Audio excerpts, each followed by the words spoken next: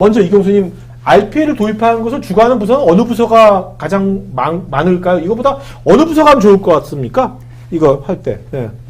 제 경험상 적용하는 네. 부서는 그러니까 아까 이제 프로세스가 예외 사항이 없는 표준 프로세스에 적용하기 제일 좋기 때문에 네네. 일반적으로 저희 통계상 보면 재무팀 또는 인사팀, 구매팀 이런 표준화된 업무에 적용하는 게 일반적으로 많습니다. 네네네.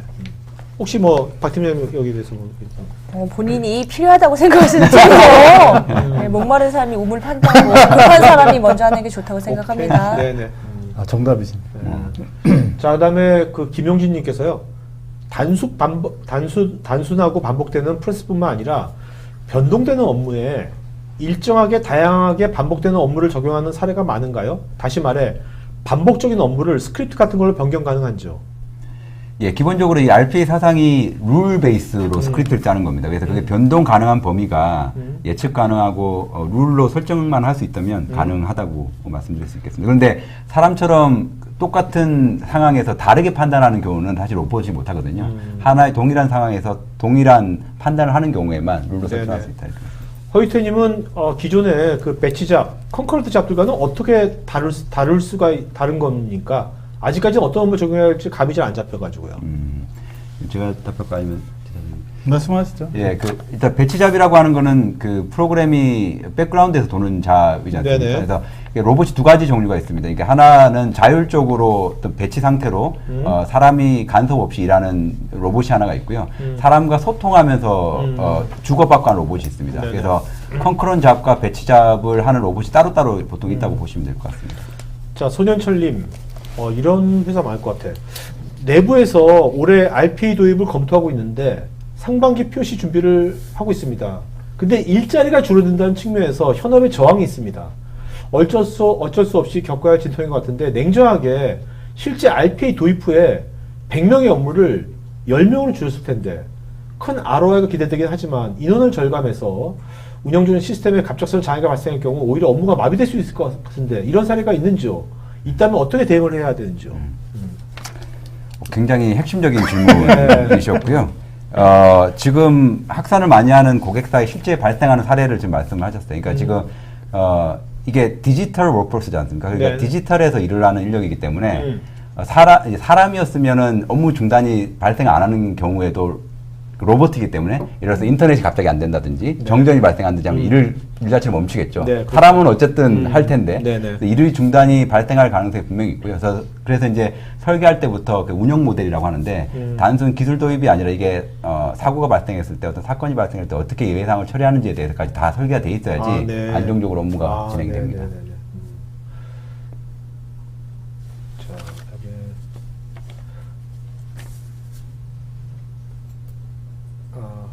우전님은 RPA를 적용하기에 적합한 업무를 선정하는 기준은 무엇이 있을까요? 아까 저희가 말씀드린 그 표준화된 그런 예외 처리가 그렇게 많지 않은 그런 업무들이 일단 최우선이실 것 같고요. 네. 또 특정 뭐 부서나 뭐 이런 업무를 한정 짓기보다는 이제 일단 그거 기준으로 먼저 한번 찾아보시는 게 더 빠르실 수 있습니다. 자, 소윤철님 추가로 이분께서 굉장히 지금 아주 그냥 구체적으로 되게 구체적으로 프로젝트가 지금 있는 것 같은데. 네. 자, 그 내부에 RPA를 도입하는 단계에서 컨설팅 필요 여부를 고민하고 있을 때 컨설팅 펌과 파트너사 또한 직접 구축의 장단점이 무엇이 있을까요? 당연하게 발생되는 비용적인 측면을 제외하고 답변해 주시면 좋겠습니다. 네.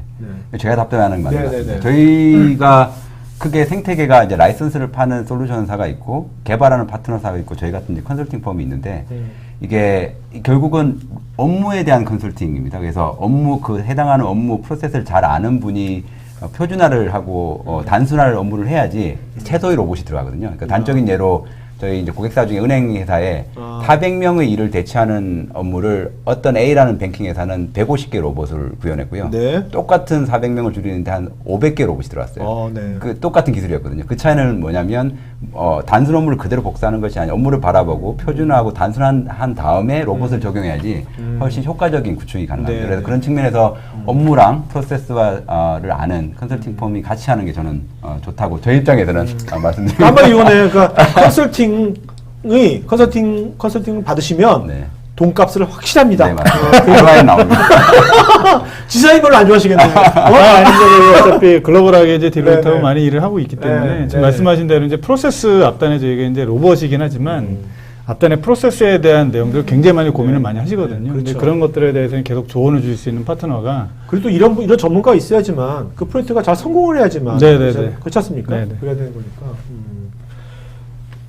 앞으로 근데 진짜 RPA 시장이 굉장히 이제 앞으로 이제 확산될 거는 자명한 얘기인 것 같은데 네네. 그러면 새로운 또 잡들이 많이 생길 것 같네요. 전문 분야에 그죠? 네네. 지금 뭐 저희가 그 아까 잠깐 질문 중에 작업 일이 없어질 거라고 얘기를 하시는데 네. 실제로 안 하시면 일이 더 없어질 거예요. 그러니까 이제 그런 얘기도 해요. 그러니까 네. RPA가 안 되면 더 일이 없어질 거라고 말씀하시는데 어쨌든 저희가 지금 그냥 일례로 저희 지사가 생긴 이후에 지금 26명, 27명이 됐는데 네. 없었던 회사가 생기고 새로운 일들이 이제 생기기 시작을 했고 네. 실제로 저희도 여태까지 개발자가 지금 한국에 되게 부족합니다. 그러니까 로봇을 개발하려고 하는 사람들이 굉장히 없어요. 네. 그래서 저희가 이제 대학에서 교육하는 프로그램도 좀 돌리려고 하고 이제 그런 일이 있는 게 네. 새로운 직군을 만들어내기 시작을 한 겁니다. 그러니까 실제 로봇을 저희가 프로세스를 정확하게 이해하고 개발할 수 있는 사람들 네. 그리고 이걸 또 운영할 수 있는 사람들이 또 필요해요. 이 산업에서. 그래서 실제로 저희가 기존의 어떤 업무들이 물론 뭐 사라진 업무도 있긴 하지만 네네. 그 업무들이 이쪽으로 다 트랜스퍼 되는 일들이 좀 굉장히 많아지고 있고요. 네. 그래서 실제로 저희는 지금 새로운 일들을 계속 새로운 직군들을 지금 만들어내고 그리고 있다. 이게 또 확산되면요 이렇게 될 것 같아요. 뭐냐면 각 업종별로 네네. 업종별 아주 세분화 시켜가지고 네. 세분화된 업종별로 네. 로봇을 파는 거죠. 네. 그렇죠. 네. 이 사람은 이거 잘합니다. 네. 사람처럼 네. 그냥 쓰세요. 다운받아 쓰세요. 네. 맞습니다. 그죠? 네, 실제로 지금 이제 HR 쪽인 지금은 이제 잡 기준에서 타스크 기준으로 옮겨주고 그렇죠. 있고요. 타스크를 잘하는 디지털 인력이든 사람 인력이든 그걸 채용하는 그런 추세에 있습니다. 그러니까요. 그리고 저희가 지금 이제 그 스토어라고 마켓플레이스를 만들어 놔가지고 네. 앱스토어처럼 아. 거기서 다운받으실 수 있게끔 네네. 해놨어요. 그래서 일반 분들도 로봇을 만드셔서 야. 저희가 구글이나 뭐 이런 쪽에도 올리시는 것처럼 저희도 올리시면 또 그걸 전 세계에 계신 분이 또 다운받으실 수 있는 이제 그런 세상이 이제 오고 있습니다. 그래서 야, 진짜 이게 디지털 개인 비서, 디지털 워커 이렇게 되면 HR의 개념이 달라질 것 같은데요. 네. 달라집니다. 네.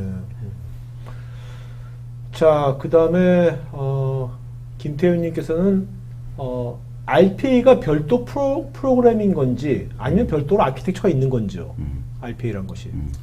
프로그래밍이라고 표현하기는 좀 그렇고요. 네네. 일단은 실적으로 프로그램이 맞나요? 이제 네, 프로그램이 맞고. 소프트웨어라고 저희가 얘기를 하는데 저희가 제일 쉽게 표현할 때 RPA는 네. 뭐냐라고 하면 네. 엑셀의 매크로 기능이 PC 밖으로 튀어나왔다고 생각해요. 그러니까 엑셀에서만 자동화된 게 PC에서 하는 모든 업무를 자동화하는데 아키텍처는 크게 AA뿐만 아니라 일반적으로 이렇게 됩니다. 이제 로봇에게 일을 시키기 위한 크리에이터라고 하는데요. 그러니까 네. 스크립트를 짜는 모듈이 하나 있고요. 예, 실제 일을 하는 모듈이 하나 있고 네. 일을 하면 이게 일을 잘했는지 잘못했는지 모니터링 해야 되지 않습니까? 네네. 그 모니터링하는 이제 컨트롤 모듈이 세 가지로 보통 모듈화 되어 있는 아키텍처로 보시면 됩니다. 이명성님께서요, RPA를 하나의 사본을 생성해서 직원 개념으로 봐야 할 것 같은데, 하나의 잡이나 프로세스를 처리하는 RPA를 어떤 개념으로 봐야 할까요? 그리고 RPA가 개인정보를 처리하게 된다면 개인정보보호법에 어떻게 적용되며 고려해야 될 사항은 무엇이라고 생각하시는지요? 이것도 되게 인사이트 있는 질문이시고요. 네네네. 실제로 지금 글로벌사 저희 모 럭셔리 자동차 회사에 지금 글로벌 프로젝트를 하고 있는데 그 회사 같은 경우는 로봇 하나하나를 사본을 부여합니다. 그러니까 사본의 네이밍 룰은 다르지만 네. 결국은 이 로봇에도 일을 제대로 하는지 안 하는지를 성과평가를 하거든요. 사람과 똑같이 지금 직원 개념으로 다루고 있고요. 네. 급여만 안 나가는 뿐이고요. 네, 네. 네. 그런 개념이고 하나의 잡이나 프로세스를 처리하는 RPA를 어떤 개념으로 봐야 하나요? 이게 이제 이 질문이 만약에 그런 상황이라면 이게 똑같은 사람과 똑같다고 하면 그 업무 분장이라는 개념이 있습니다. 그러니까 네네. 지금 법적인 내부 규정상 어떤 일을 하지 않으면 되냐면 한 사람이 여러 가지 일을 하게 안 돼 있어요. 예를 들면 네. 돈을 지급하는 사람이 세금 계산서를 처리하면 안 돼. 업무 분장이 돼야지 위험이 적는 업무들이 있어요. 그렇죠. 로봇도 마찬가지예요. 그러니까 사람의 일을 하는 거기 때문에 로봇도 그 계정 하나하나가 할 수 있는 업무와 할 수 없는 업무가 충돌이 없게끔 권한 관리를 하는 게 핵심이고요. 사람과 네. 똑같이 네네. 하나의 로봇이 모든 일을 해버리면 이제 업무 분장 차원에서 문제가 발생을 할 수 있어요. 그죠? 로봇은 어디 가서 막 이러진 않을 거 아니에요. 그렇죠. 사람처럼. 예, 그렇지는 않죠. 예. 그래서 저희가 최근에 저희 회사에 이제 로봇 에틱스를 만듭니다. 로봇이 해야 될 일과 하지 말아야 될 일을 저희가 이제 해야 되는 게 있고요. 그리고 아까 사본 생성하는 것도 있는데 일본의 어떤 사례는 로봇한테 이름을 부여를 해가지고요. 실제로 직원분들이 이게 로봇이 보낸 건지 사람이 보낸 건지를 모르시는. 그리고 실제 로봇은 컴플레인을 안 하다 보니까 오히려 인기도는 그 로봇이 제일 높다는 네. 맞아요. 네. 그런 소문도 있습니다. 네네. 참. 송상효님, 그동안 비즈니스 프로세스를 관리하려고 했던 BPM 적용과 RPA 적용이 어떻게 다른지 설명해 주시고요. 프로세스 정리를 위해서 업무 개선 가능한 단위 프로세스로 구성하는 것이 RPA에서도 필요한지 설명 부탁드립니다. 뒷부분은 제가 아까 말씀드린 것처럼 업무 표준화하고 단순화하는 그 컨셉이 들어가야 되는 것이고요. 앞단에 제가 BPM 전문가는 아니지만 BPM은 프로세스에 대한 가시성을 높이기 위한 프로세스 절차를 정의하는 솔루션이라 알고 있는데 RPA는 실제로 그 일을 하는 솔루션이라고 보시면 되겠습니다. 네네. 그래서 일을 시키려면 당연히 프로세스가 정의돼야 되고 그 프로세스로 실행하는 건 RPA라고 보시면 될 것 같습니다. 네네.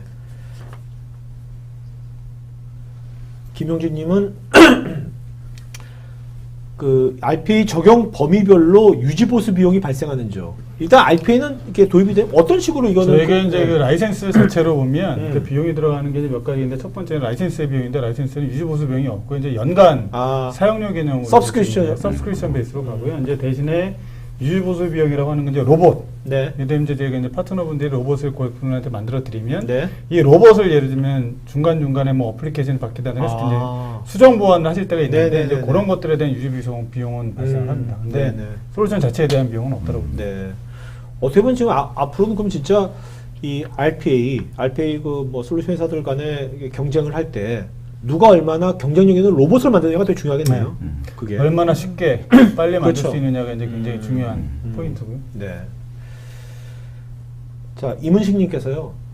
WMS를 구축해서 운영 중인데 장애가 많이 발생해서 퇴근 후 혹은 주말에 또 수시로 회사에 나와서 조치하고 있습니다. RPA를 도입하면 이런 장애도 조치가 가능할런지요. 그리고 구축 가능하다면 스마트 팩토리 보급 사업으로 정부 지원금을 받아서 진행할 수 있을까요? 요새 정부 스마트 팩토리 지원 사업이 요새 한 4천억, 5천억 풀어졌거든요. 지금 올해. 네. 이거는 이제 제가 스마트 팩토리 지원 자금을 제가 받을 수 있는지 이제 그것까지는 아직까지는 잘 모르겠는데 실질적으로 저희가 고객사분들 중에 이제 제조 뭐 이런 쪽에 이제 실제 그 공장에 가보면 적용할 수 있는 프로세스가 굉장히 많이 나옵니다. 그래서 실제 공정 개선 활동 뭐 이런 쪽에 들어가는 것들이 많기 때문에 실제로 고객분들이 어떤 분들이 저희 걸 보시고 이게 스마트 팩토리 아니냐라는 얘기를 하시는 분도 계세요. 그래서 저를 적용을 하실 수 있는 부분도 충분히 있고 실질적으로 저희 이제 WMS랑 딱 맞는 건 아니지만 실제 이제 저희가 IT 쪽 관련된 아침마다 이제 와서 로그 확인하셔가지고 장애 조치하고 하시는 분들의 이제 RPA 적용하셔서 굉장히 많은 효과를 보시는 분들이 계셔서 적용하실 수는 있다라고 보고 근데 이제 정부 지원금 쪽은 제가 좀더 제가 봐야 될 것 같습니다. 알겠습니다. 네. 자, 김한수님께서요. 그 오토 핫키 AHK 같은 매크로 개발 언어를 사용하면 반복적인 전산 업무를 자동화시켜서 업무를 많이 줄일 수 있는데요. 이러한 AHK를 이용해서 업무를 반자동화시키는 것도 RPA라고 할 수 있을까요? 저는 개념적으로 보면은 일종의 RPA라고 보고요. 그러니까 참고로 파이썬이라는 기술을 써서 일부분을 자동화하는 경우도 있거든요. 그래서 저는 개념적으로는 비슷하다고 봅니다. 다음에 허유태님께서요. RPA의 생산성은 한 명이 일하는 것보다는 여러 명의 반복 작업을 해소하면 좋을 것 같은데 사람의 개입 없이 할 수 있는 일들만 대상으로 해야 하는지요? 아니면 중간 단계에서 개입을 해야 하는 업무는 어떻게 적용할 수 있을까요? 아까 말씀드렸던 배치냐 컨커런트냐인데요. 그러니까 로봇이 두 가지가 있습니다. 스스로 하는 로봇이 있고 사람과 교류를 하면서 하는 일로 두 가지 로봇 종류가 있고요. 네. 사람의 개입 없이 할 수 있는 일만 대상으로 하는 건 아니고 사람과 업무를 또는 대화를 주고받으면서 하는 일도 그런 종류 로봇을 실제로 팔고 있습니다.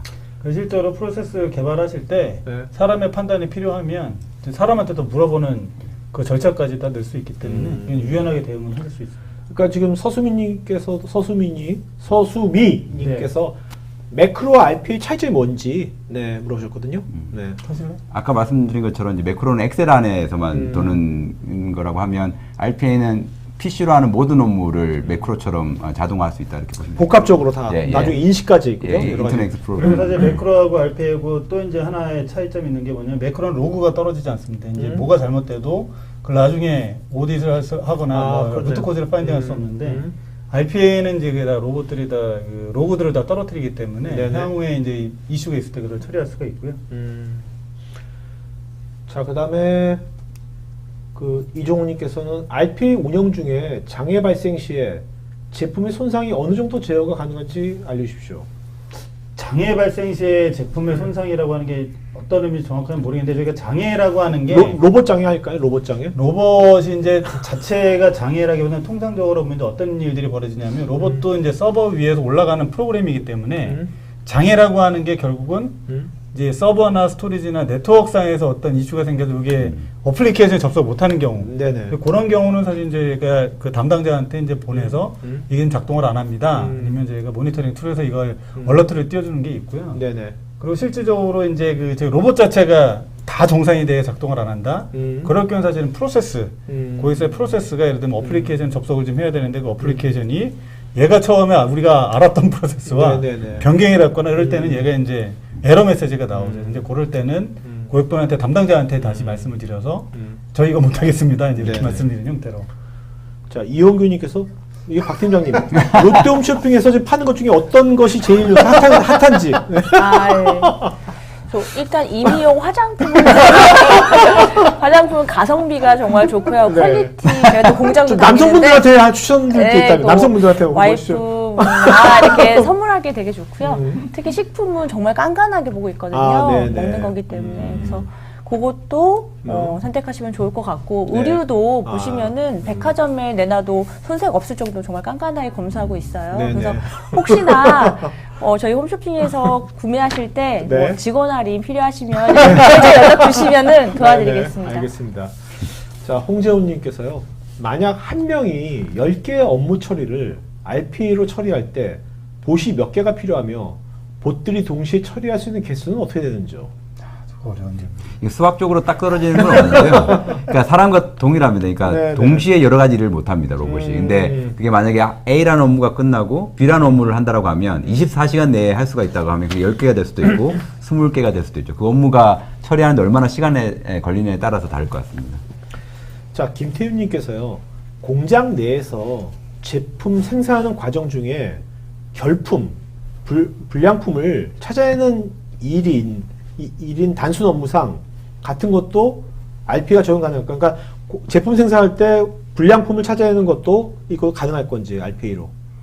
저게 이제 불량품을 찾아내는 과정이 사실 예를 들면 뭐 이미지를 저희가 찍어가지고 그걸 가지고 분석을 해야 된다라고 하면 그건 이제 OCR이나 뭐 이런 이미지 인식하는 기술들이랑 연결이 되는 그 뒷단은 사실 RPA로도 적용이 되는 거고요. 네네. 최근 들어서 공장에서 주로 하시는 것 중에 하나는 이제 MES 시스템에서 매일마다 이제 그 엑셀 다운받아서 뭔가 분석하시는 분들이 좀 있으세요. 그래서 네네. 공정 개선팀, 뭐 그다음에 실적으로 이제 그 제품 생산 기획팀 뭐 이런 쪽에서 그래서 그런 쪽에서는 RPA를 적용을 하시면 굉장히 효과를 빨리 보실 수 있는 장점이 있습니다. 실제 유스 케이스를 말씀드리면 이것도 네. 결국은 결품이 만약에 물리적인 제품이라고 하면 눈으로 인식을 해야 되지 않습니까? 그렇죠. 그거를 보통 스마트 팩토리 할 때 이제 센서를 이용을 하고요. 센서가 인식하는 순간 데이터로 들어올 거지 않습니까? 그럼 데이터를 가지고 분석해서 하는 일은 RPA가 하는. 네네. 같이 결합이 돼야지 가능한 업무. 그러니까 불량이 발생했을 때 그 다음에 처리 같은 건 네. RPA가 하면 네, 되겠죠. 네, 네. 자, 이경수님께서요. 아까 ICR, 인텔리전트 OCR, 인식 엔진을 선정하는 데 있어서 인식률의 충족, 서비스 레벨은 어떻게 정의하셨는지요? 단순히 몇 프로 이상인지 여부로 한 것인지 아니면 상대평가를 선정하셨는지. 저희가 이거를 사실 롯데 홈쇼핑 하면서 굉장히 많은 OCR 기술을 벤치마킹해서 테스트를 했고요. 기준은 고객의 만족도였습니다. 예를 들어 저희가 첫 번째 솔루션은 한 70% 정도의 이직률이었어요. 근데 70% 가지고는 30%를 메이크업 하는데 훨씬 사람이 많이 든다. 최소한 90% 이상은 나와야 된다는 게 고객의 네, 보이스였고, 저희가 했던 인식률은 95% 정도 나왔습니다. 그래서 이 정도면 사람과 같이 코어하는데 문제가 없다. 네. 이렇게 판단하신 거죠. 우리나라 거였어요, 엔진? 아니면 글로벌 겁니다. 네네. 네. 자, 소년철님, 롯데홈쇼핑은 몇 개 업무에 몇 개 봇을 적용했는지요? 적용 시에 빅뱅 방식이었는지 아니면 단계적 적용이었는지요? 이번에 저희가 적용한 거는 아까 검수 업무 한 개에 네네. 굉장히 복잡한 업무였고 그 로봇이 저녁에 계속 돌아야 되기 때문에 하나의 로봇으로 그 업무 하나 처리하는데 네. 적용을 했습니다. 강상우님께서요. RPA 도입 요구가 있는 업무가 무엇인지 파악하고 그 업무가 RPA 도입 이후 업무 효율이 늘어날 수 있는 프로세스인지를 확인할 수 있는 체크리스트나 뭐 그런 데이터가 있을까요? 예, 저희 방법론을 가지고 일을 하고요. 그 방법론에 있는 템플레이트에 데이터만 넣으면 정량적 효과가 자동으로 산출될 수 있도록 방법론이 있습니다. 그래서 아까 이제 컨설팅이 왜 필요하냐에 대한 답 중에 하나입니다. 네. 김영진님, 롯데홈 쇼핑 RPA 지원되는 소프트웨어에 모니터링 기능도 있을까요? 네. 여기 특히 AA사 같은 경우는 그 밭 인사이트라는 그 로봇이 얼마만큼 일을 잘하고 있는지 네. 생산성뿐만 아니라 그 정확도까지 판단하는 모니터링, 애널리틱스 기능이 있는 모듈이 따로 있습니다. 박고님은 롯데홈 쇼핑의 아까 DT팀은 구성이 어떻게 되는지요? 인원수는 어떻게 되는지. 인원수까지는 말씀드리기가 그렇고 네. 구성은 이제는 DT 개발팀이랑 운영팀으로 나눠 있는 걸로 알고 있습니다. 네네. 예. 그 다음에 이분께서 RPA 구축 후에 운영상의 이슈는 없었는지요? 지금 현재도 이게 제가 여러 가지 솔루션 프로젝트를 했지만 RPA가 가장 소위 말해서 까칠한 솔루션 같아요. 네. 까칠하다는 얘기가 뭐냐면 약간의 환경이 바뀌어도 오류가 발생할 수 있습니다. 그래서 민감한 솔루션이기 때문에 근본을 흔드는 솔루션이 아니라 위에 올라가는 유저 인터페이스 레이어이기 때문에 네네네. 조금 운영상 모니터링이 굉장히 중요하고요. 그래서 그러한 예외 사항을 모두 감안해서 설계가 되지 않으면 디지털상의 에러가 발생했을 때 업무가 중단되는 이슈가 있습니다. 그래서 설계할 때부터 좀 디테일하게 예외 사항을 다 식별한 다음에 구축을 해야 됩니다. 네.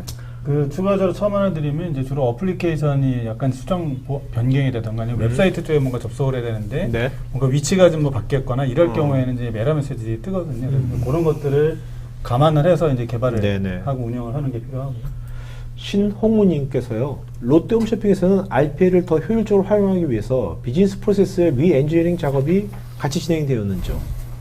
프로세스가 약간 바뀌었습니다. 그러니까 현재 하던 방식을 그대로 적용을 하기에는 생산성이 안 나서 먼저 1차적으로 로봇이 검수를 하고 사람은 로봇이 검수한 그 결과를 리뷰하는 방식으로 업무가 좀 바뀌었습니다. 그래서 프로세스 항상 하면 그대로 로봇을 적용할 수는 없고요.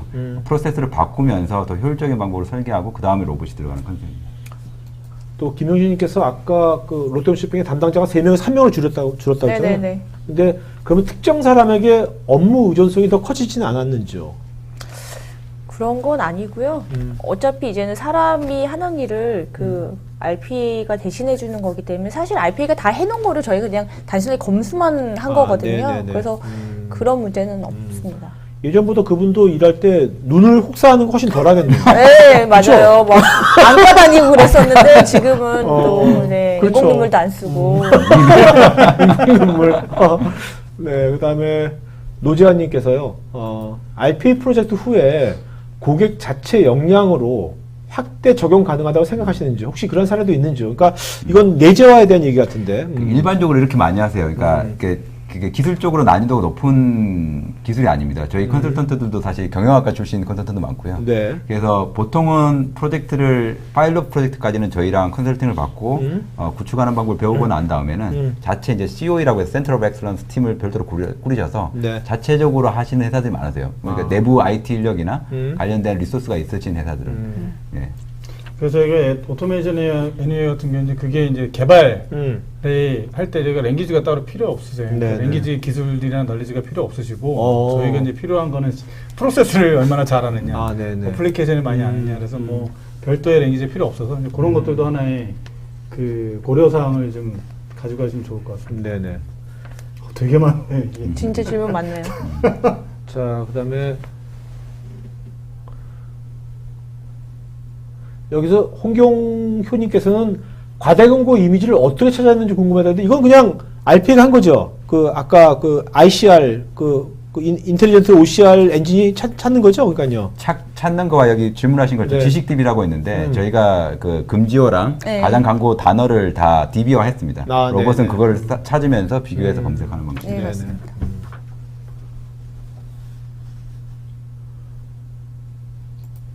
그 신홍우님께서는 제가 알기로는 오토메이션 애니면은 전산 지식이 없는 사람도 충분히 프로세스를 디파인해서 사용할 수 있다고 알고 있는데 롯데홈 쇼핑 팀원분들 중에서 실제 오토메이션 애니웨어의 프로세스를 디파인해서 사용하고 있는지 궁금합니다. 아직은 없고요. 네네. 예, 아마 전사 확산하게 되면 별도의 네. 팀을 네, 구성해서 맞습니다. 내재화 하실 것 같아요. 김소율님께서는 업무 프로세스를 제대로 파악하고 정립해서 자동화 가능한 부분에 대해 RP를 적용한다고 보면 소요기간과 ROI를 시뮬레이션하는 기능이나 솔루션 등이 제공되는지요? 네, 그게 이제 아까 방법론이라고 말씀드려서 툴로 네네. 제공이 됩니다. 또 제가 추가로 저희가 ROI나 이런 것도 이제 보드 인사이트라고 아까 잠깐 말씀드린 그 툴 중에 하나가 이제 그 어널리틱스 기능이 좀 있어서요. 네네. 그런 건 실시간으로 이제 보여드릴 수 있는 기능들은 다 제공이 됩니다. 강진광님, RPA를 회사 업무에 적용하기 위해서 그 업무를 하는 파트에서 준비해야 할 것이 있나요? 그럼 팀장님 뭐 준비는 그 설명을 잘 해주시면 돼요. 그러니까 아. 결국은 업무를 이해를 해야 되니까. 어떤 고민이 있는지. 네네네. 네. 그래서 저희가 보통 프로젝트 할 때 RPA 기술이 되게 생소하지 않습니까? 그래서 일반적으로 RPA가 어떤 기술이라는 것을 워크숍을 통해서 먼저 네네. 교육을 시켜드리고 그러면 본인들에 대한 업무에 대해서 설명을 해주시고 네네. 서로 간에 이런 상호 교류로 보통 프로젝트 해주시죠. 자, 오민준님께서는 여러 RPA 솔루션이 있는데 어떤 솔루션을 선택해야 할까요? 솔루션 선택 기준에 대해서 세 분 다 입장이 다르잖아요? 자, 지사님 입장에서 하나만 말씀해 주세요. 하나만. 선택 기준 하나만. 선택 기준은 하나. 일단 첫 번째 하나만. 하나밖에 없으니까 하나. 이제 개발하기 쉬운 툴. 개발 시험들. 자, 그러면 박 팀장님, 고의 입장에서 하나. 오토메이션 애니웨어요? 정답이십니다. 우상무님. 저는 전사 확산이 가능한 아키텍처를 가지고 있는 솔루션. 오케이. 네. 네네. 자, 세 분의 각각 다양한 저 관점 말씀해 주셨고요. 자, 그 다음에, 어렵다. 이거 어렵다. 이거 뭐. 저거는 이제 되게 그 예외 처리하는 그런 일들이 네네. 예전에 저희가 테스팅할 때는 뭐 요즘에 캡처라고 지금 로봇이 아닙니다라고 하는 네네. 그런 것들이 있었잖아요. 그래서 그런 것들이 최근 들어서는 그 그 솔루션 업체들이 그걸 또 만들어내셔가지고 네네. 그래서 저희는 RPA랑 같이 네. 연동을 해서 그 문제들을 해결하고 있습니다. 네네. 이거는 사실 기술적인 접근도 중요한데 저희 경험상 법적인 것도 고려하셔야 됩니다. 예를 들어서 기사 검색을 하시는데 구글을 이용한다고 했을 때 네. 구글의 정책을 보시면 저희도 그 레슨런인데요. 구글에서는 아예 로봇을 이용해서 정보를 가져가는 거를 불허하고 있거든요. 네네. 그러니까 제공하는 상대방에서 이걸 로봇을 막겠다고 해서 그게 정책에 넣었으면 그거는 미리 상대방의 사람 확인하고 넘어가야 되는 네, 기술적으로 해결할 수는 있으나 법적인 문제를 꼭 한번 확인하고 가셔야 됩니다. 자, 그 다음에,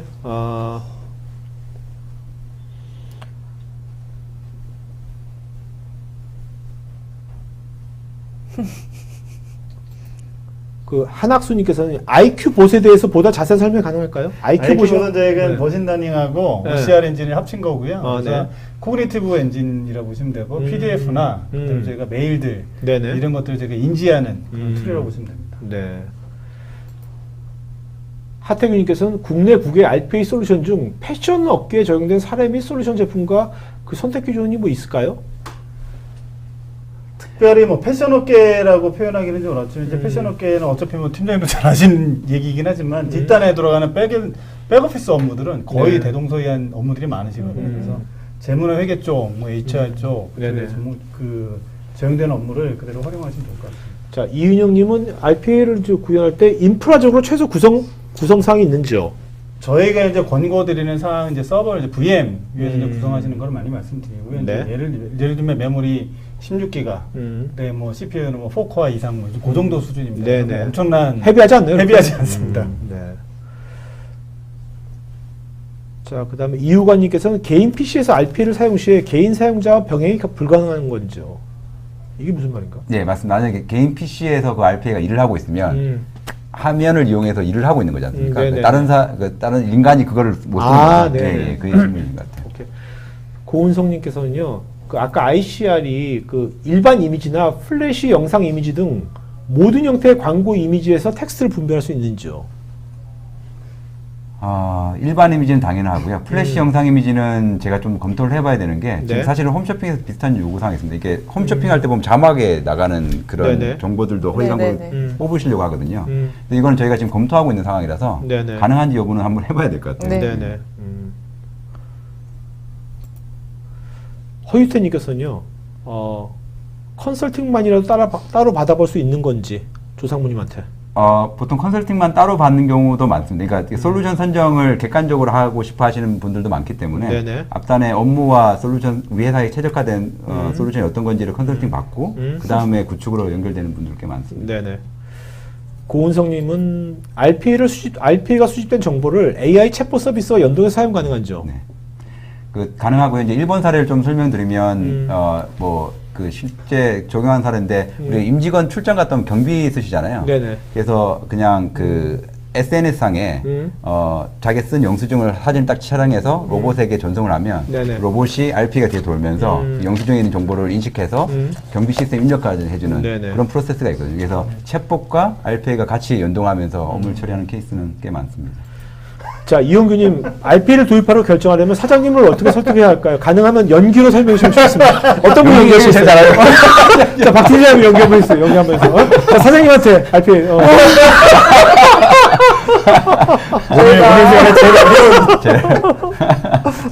저희 회사의 그 비전이 2019년 비전이 First and True Media Commerce Creator예요. 어렵다? 네, 그래서 이제 미디어 커머스 회사로 이제 거듭나기 네. 위해서는 저희가 뭔가 자동화하고 뭔가 이렇게 좀 앞서가야 됩니다. 네. 그래서 제 생각에는 사장님 RPA를 도입을 하면 반복적이고 뭐 좀 단순한 업무를 로봇에 시키고 나머지 남는 인력으로 좀 더 크리에이티브하고 생각하고 사람이 결정해야 되는 일에 쓸 수 있을 것 같습니다. 사장님 지원해 주세요.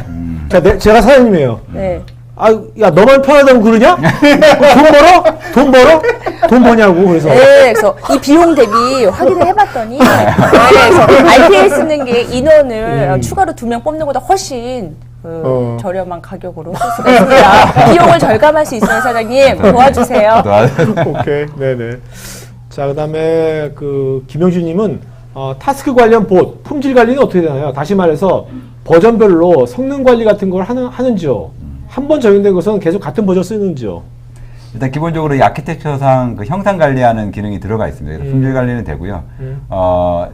이제 글로벌 솔루션 그리고 앞서가는 솔루션들은 버전이 업데이트를 계속 되고 있어요. 네네. 그 기능들을 적용해서 기존의 로봇을 새로운 버전에 맞춰서 네. 쉽게 이관 가능합니다. 네. 자, 김한수님 개발에 사용하는 언어는 어떤 걸 사용하는지? 저희도 본사에다가 이제 저런 것들을 여쭤보긴 하는데 저희가 네. 특별히 개발 언어에 대해서 얘기를 안 하는 걸로 봐서는 네. 저는 굳이 언어 랭귀지에 이렇게 뭐 하진 않는데 제가 별도로 저거에 대해서는 한번 여쭤보고 말씀드리도록 하겠습니다. 저희 경험상 근데 C샵을 하시면 도움이 되세요. 아, 네. 네, 윈도우 기반 솔루션이기 때문에. 말을 안 듣는. 자, 그다음에 이게 소윤철님께서는 국내 사례 중 챗봇과 연계해서 뭐 구축한 사례가 있는지. 지금 컨택센터, 콜센터에서 이 시도를 하고 있고요. 저희도 하고 있어요. 예, 하고 네. 있고요. 예. 네. 근데 사실 콜센터가 신기술이 되게 많이 들어와 있어요. 이제 예를 들어 네네. 사람이 말하는 것을 텍스트로 변환하는 기술. 네네. 이런 신기술도 굉장히 많이 적용하고 네. 있는 상황입니다. 그렇겠네요. 서수민님께서요, 일반적으로 RPA를 도입할 때 물리적인 PC의 구성을 많이 하는 편인지 아니면 클라우드와 같이 가상의 구성을 많이 하는지요?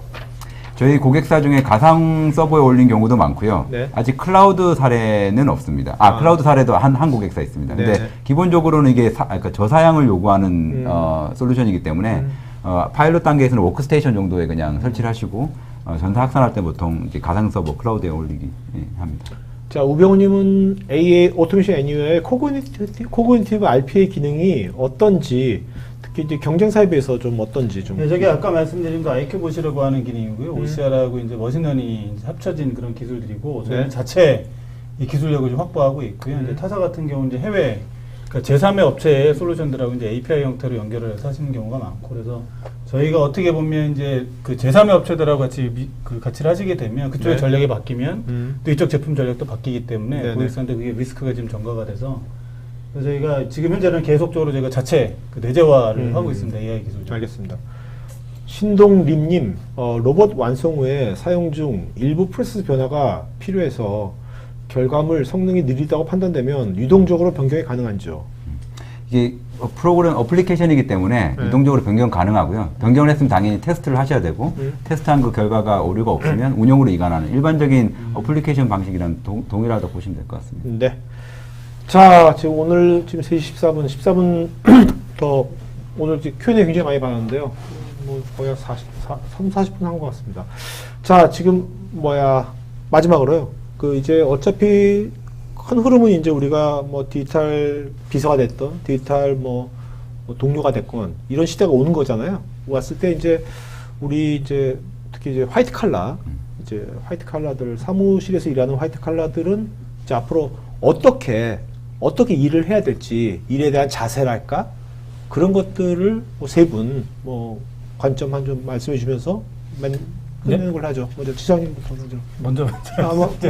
네, 앞으로 이제 파이낸스 쪽인 전공인데 네. 이게 어떤 업무에서나 이제 신기술을 이용해서 업무를 처리하는 건 대세인 것 같습니다. 그래서 예전에는 IT에 대한 기본 지식이 없이 해당 업무만 해서 살아가는 방식이었다고 하면 이제는 새로운 신기술을 모르고는 더 많은 아웃풋을 내기는 어려운 상황인 것 같습니다. 그래서 재무에 계시든 자금에 계시든 구매에 계시든 본인의 업무에 도움될 수 있는 신기술을 빨리 습득하고 이걸 업무에 적용해야 되는 게 대세인 것 같고요. 그게 가장 지금 현재 프랙티컬하게 적용되는 기술 중에 하나가 RPA라고 생각을 하고 있습니다. 네. 그래.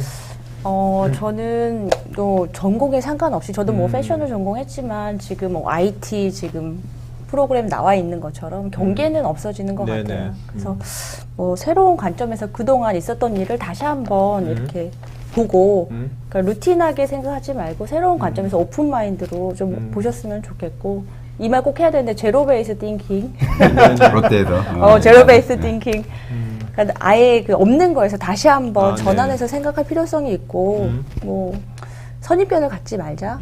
그리고 뭐 시작도 안 해보고선 이제 겁먹을 필요 없을 것 같아요. 저도 이제 조금 자신감이 생겨서 뭐 이제 이 프로그램도 좀 정기적으로 봐서 다른 일에 좀 적용할 게 있는지 한번 보려고 해요. 저도 사실은 저랑 상관없는 일이라고 생각을 했었는데 조금 더 접목할 수 있는 일이 없나 한번 고민해 보도록 하겠습니다. 오케이. 일단 뭐 저희가 세상이 이미 변했고요. 실제로는 두려워하실 필요도 없고 너무 부정적으로 보실 필요도 없고 그래서 저희가 항상 요즘에 하는 게 또 로봇과 함께 일을 하실 준비 되셨습니까 말씀드리는 이유가 이제 이것들이 이제 다른 사람의 업무, 다른 사람의 일이라고 생각하실 필요 없이 이제 지금 내 업무에 얘네 로봇하고 어떻게 내가 같이 일을 할 수 있을 것인가 이제 그런 것들을 조금 더 적극적으로 또 이제 긍정적으로 좀 바라보시면 지금 가지고 계신 것보다 훨씬 더 큰 일들, 더 많은 일들, 더 밸류 있는 일들을 좀 하실 수 있을 거라고 생각을 하고 있습니다. 네. 자, 오늘 어쨌든 간에 그 세 분 또 여러분들 다 모든 분들 또 적극적으로 참여해 주셔가지고 오늘 굉장히 저도 RPA에 대해서 좋은 관점과 정보 얻는 시간인 것 같습니다. 하여튼 앞으로 올해가 제가 보기에도 이제 RPA 하는 원년인 것 같으니까 그 여러분들 각 분야별로 이런 것들을 좀 빨리빨리 작게나마 한번 시작해 보셔가지고 이런 큰 흐름에 같이 동참하시는 게 좋지 않을까 하는 생각이 들었습니다. 자, 오늘 방송 이걸로 마치는 것 같습니다. 고맙습니다. 감사합니다.